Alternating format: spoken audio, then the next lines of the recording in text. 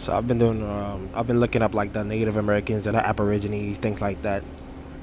I've been trying to research it, and I started with my grandma, cause she was born on the island of Saint Vincent. I wasn't born there, but that's where she was born. So I started going back there, and it's a small island, and you know, I mean, we're gonna see what I found, man. And literally, like this island is classified on the North America. You know what I mean?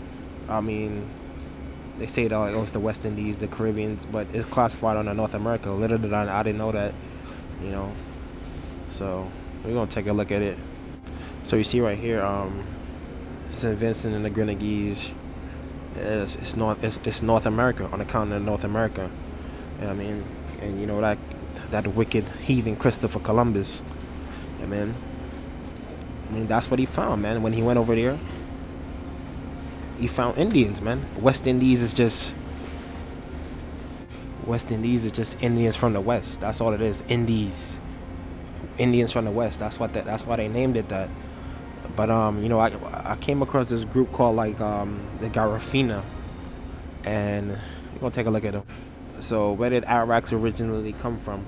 The Arawaks are originally people from the north of the northern, Southern America, and Caribbean islands. They particularly live in Guyana, French Guiana, and Suriname, the island of Trinidad, and coastal areas of northern Venezuela. So, it's the Garifuna right here. It said the Garifuna are mixed indigenous people originally from the Caribbean islands of St. Vincent who speak an eponymous Arakan language. The Garifuna, also called Black Caribs, are descendants from the mixed Amerindian, Arawak, or Carib, or Kalipano from the Kalingo and African people. So, according to Young's records, the first Africans survived in 1675. And this is according to his records. They could have been here way before that. Following the wreck of a slave ship from the Bight of Biafra, the survivors, the members of the Moko people of today's Nigeria, known as the Ibibido, and the British sailors reached the small island of Bikwa. The Carib took them to St. Vincent and intermarried with them, supplying them with men and wives, as it was taboo in their society for men to go unwooed. So it was a slave ship, man. This is around the 16th century. And the slave trade, the transatlantic slave trade started picking up around 16th, 17th, 18th century. You know what I mean? So, and that reminded me of this verse right here. So Deuteronomy 28:68, and the Lord shall bring thee into Egypt again with ships by way thereof. I spake unto thee, thou shalt see it no more again. And you shall be sold unto your enemies for bondmen and bondwomen, and no man shall buy you. So there you go, man. I mean, that's what came to my head as soon as I seen that they were on slave ships and they crashed, and the people there took them in. You know what I mean? And this is a spiritual Egypt, man. I mean, not the physical one. So this is the map where they took the slaves from the transatlantic slave trade, the Southern Kingdom, after they fled into Africa when the Romans took broke down the temple in Jerusalem in 70 A.D. So they fled into here, and they were taken from here and dispersed to the four corners of the earth. So yeah, this is usually where they were at. So these guys were actually in alliance with the French at one point, the Garifuna people, and they had and they were fighting against the British because the British was trying to overtake the island. You know what I mean? To enslave them. So it says the French alliance and with the Garifuna continued for decades. In 1763, after the Treaty of Paris, the French conceded with their interest in St. Vincent to the British. The British were not interested in a cooperative relationship with the Garifuna, and so began the First Carib War from 1769 to 1773. The British were beaten by the Garangou and signed a peace treaty. So these guys got their butts whooped, man. From what I read, I mean, like, these guys got their butts kicked, man. You know what I mean? So, and they wanted to sign a peace treaty, man, because like, they couldn't handle these guys on the island. You know what I mean? So the Garangou, under the leadership of their paramount chief and General Joseph Chatoya, reluctantly agreed, and that brought up the scripture in my head. You know what I mean? Ecclesiasticus 12:10. Never trust thine enemy, for like as iron rusted, so is his wickedness, man. And right here you see it says, however, this treaty had a negative consequence for the Garifuna as the British broke the treaty in 1795, leading to a second Carib War.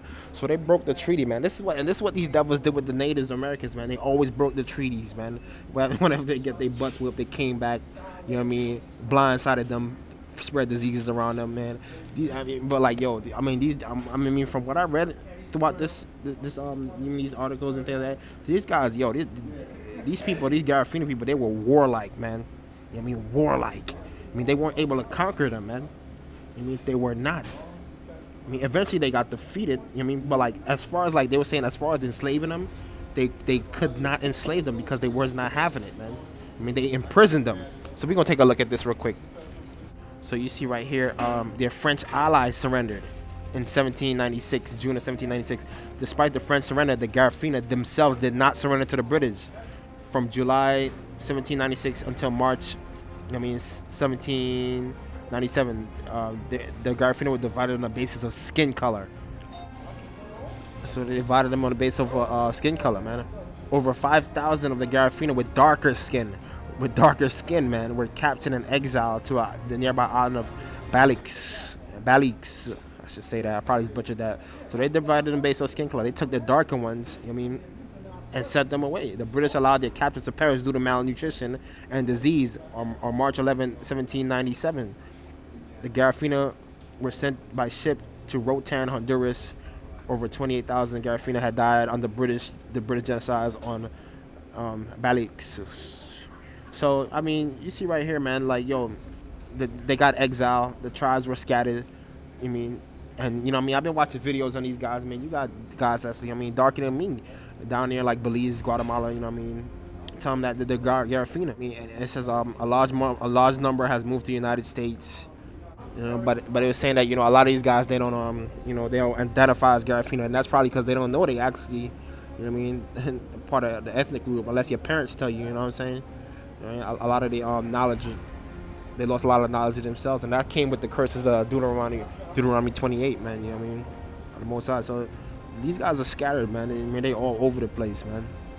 You know what I mean? But like, one of the thing that I read about here that I liked the most was like, they were so rebellious, man. You know what I mean? That they could not enslave and they would not accept slavery, man. And these guys didn't even want them no more. You know what I mean? Like, look, just send them away. And the reason why, like, this story resonated with me too is because it reminded me of the tribe of Benjamin out of the Bible. And the tribe of Benjamin is the tribe that I like the most, man, because they were small in number, but they were valiant, man. They were all warriors, man. They were the smallest tribe, man. You know what I mean? So right here we have it's a story and this was in the book of Judges. I think Judges chapter 20, when it was a Benjamin that raped a girl, and the other tribes wanted him to give up the woman. I mean, not the woman, to give up the man that raped her, but the tribes didn't want to do it. You know what I mean? And all the tribes came up together to fight the tribe of Benjamin. But the Benjamin was they were the smallest. They were a small group. They were 26,000 strong, man. And they went up against. We're gonna read it, man. And the children of Benjamin were numbered at that time out of the cities 26,000 men, and they drew swords besides the inhabitants of Gibeah, which were numbered 700 chosen men.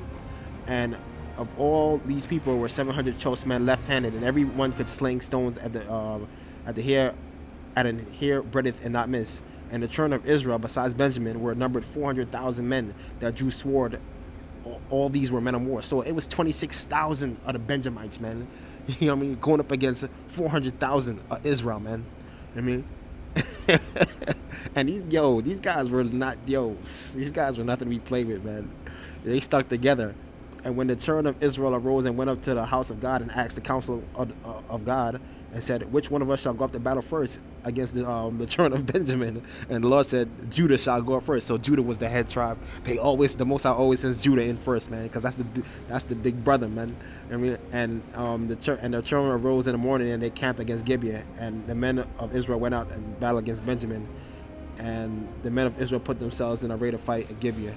So 26,000 men, valiant men going up against 400,000 of Judah. This is not just anybody. This is Israelites from Judah, man. fast forward a little bit down, and it said the children of Benjamin came forth out of Gibeah and destroyed down to the ground the Israelites that day, 22,000 men. Man, they took 22,000 down. Remember, these guys are only 26,000 strong, and they killed 22,000 men that day, man. And the people of the men in Israel encouraged themselves and set themselves in battle array again, in battle array in the place where they put themselves in array of the first day. All right, let me see. We're at 23. And the children of Israel went up before the Lord until even and asked counsel of the Lord, saying, shall I go up again against the children of Benjamin, my brother? And the Lord said, go up against them. So they went back to the Lord like, look, should we go up against them? Because these guys are whooping our ass. And the children of Israel came near against Benjamin the second day. And Benjamin again, and Benjamin went forth against them out of the Gibeah the second day and destroyed down to the ground the children of Israel, 18,000 men. All these drew the sword. These men of Israel was valiant men too, man. But like, it was something special about that tribe of Benjamin, man. You know what I mean? Like, I'm telling you, like, these guys was just warriors, man. And that's what it reminded me of like, you know what I mean? These Garifuna people. When I hear like, these colonizers can conquer them. It reminded me of Benjamin, like, and how they fought, man. Like, we not going, man. You know what I mean? But eventually the Most High took them down, man. They took them down. I think it was about only 600 of them left, man. You know, and you gotta remember, King Saul, the first king of Israel, came out of that lot, man. King Saul came out of that lot of Benjamin, man. And King Saul was good to go in the beginning, but then he started, he started going off, you know what I mean? And the Most High put David in charge. But listen up, and this is another thing too, listen, I'm gonna show you what David said when Saul had died in battle, man. Saul and Jonathan. So this is how valiant, man, these people were, man. I'm gonna show you. I'm in the book of 1 Samuel, and I'm at the top, the very top of 19 right there, the highlighted part. And this is David speaking, man, when they told him that Saul had died. Saul and Jonathan had died in battle. And he said right here, the beauty of Israel is slain upon thy high places. He said, how are the mighty fallen, man? How are the mighty fallen? David couldn't believe it, man. I'm going to jump down to 22. From the blood of the slain, from the fat of the mighty, the bow of Jonathan turned not back. Jonathan is Saul's son. And the sword of Saul returned not empty. So when these guys went to battle, man, you know what I mean? They didn't come back. They came back with bodies on them, man. Jonathan, when he let that bow go, man, he was killing people, man. This is 23. Saul and Jonathan were lovely and pleasant in their lives and their death. And in their death, they were not divided. They died together. They were swifter than eagles, man. They were stronger than lions. Swifter than eagles, stronger than lions, man. That's the kind of, these were not ordinary men. That's the kind of spirit that the Most High had on these guys, man. Swifter than eagles, stronger than lions, man. Number 25 again, David is destroyed. How are the mighty in the midst? He said, how are the mighty fallen in the midst of battle, man? How? That's what David is saying. Because it's not common. It wasn't common for them to lose. They were going off because of Most High brought them down because of sin. And number 27 again. How are the mighty fallen, man? And the weapons of war perish. That's what David called them, man. That's what David called Saul and Jonathan, man. Weapons of war, man. These guys it was different caliber of men back then, man. The spirit of the Lord was really with them, man. How are the mighty men fallen, man, and the weapons of war perish? So that's what reminded me of that group, man. When they said they fought so valiantly, man, that you know what I mean, these guys didn't even want to take them as slaves, man. Lord willing, I hope I'm from that kind of lot, man. So I just wanted to point that out. Man. All praises to the Most High. Hopefully this was edifying. You know what I mean? This kind of joint get me hyped, man. You know what I mean? Wasn't no sellouts among them, man. They all stuck together.